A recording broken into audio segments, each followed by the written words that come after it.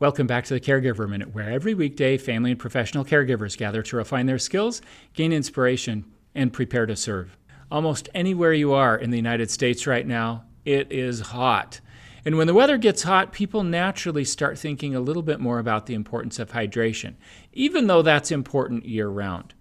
When we start sweating more and we're experiencing hotter weather and we're losing fluid and electrolytes, dehydration can become life-threatening.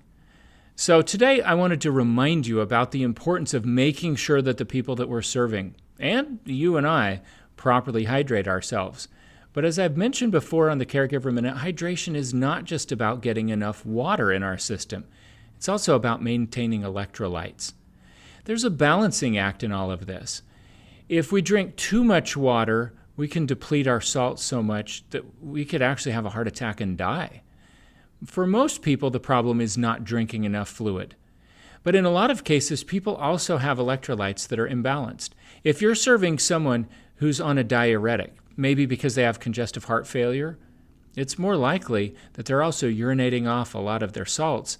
And if electrolytes get depleted, it can cause cognitive problems. Some of you have heard me share before the story of a woman I took care of a long time ago in memory care, whose trip to our memory care community began with a psychological condition called polydipsia, in which the person is highly motivated to drink and drink and drink. They would literally drink out of a toilet bowl if they had to get as much water as they're motivated to drink.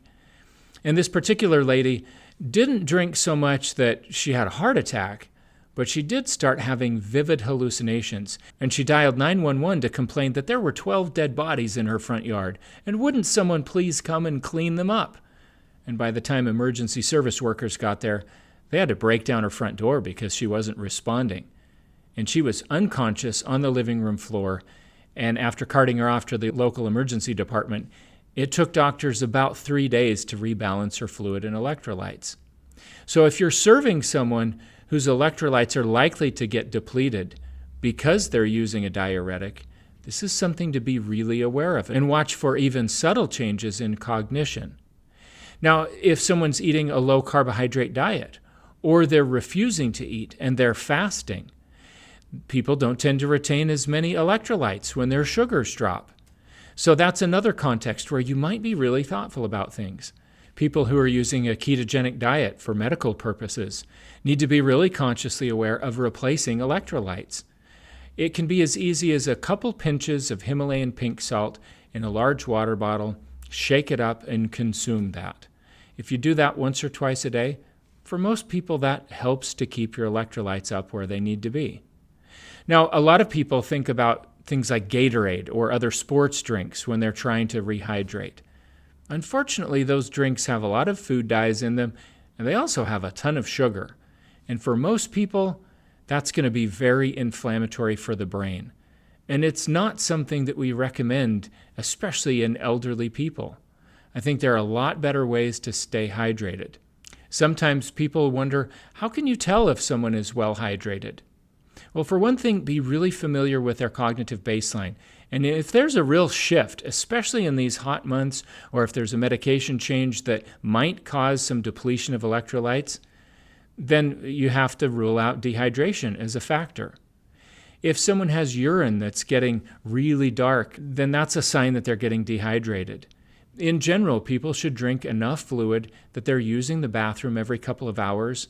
There should be plenty of volume, and it should be pretty colorless, or at least pale yellow. Unless they're taking a medication or supplements like B vitamins that will turn the urine bright yellow, or even a different color.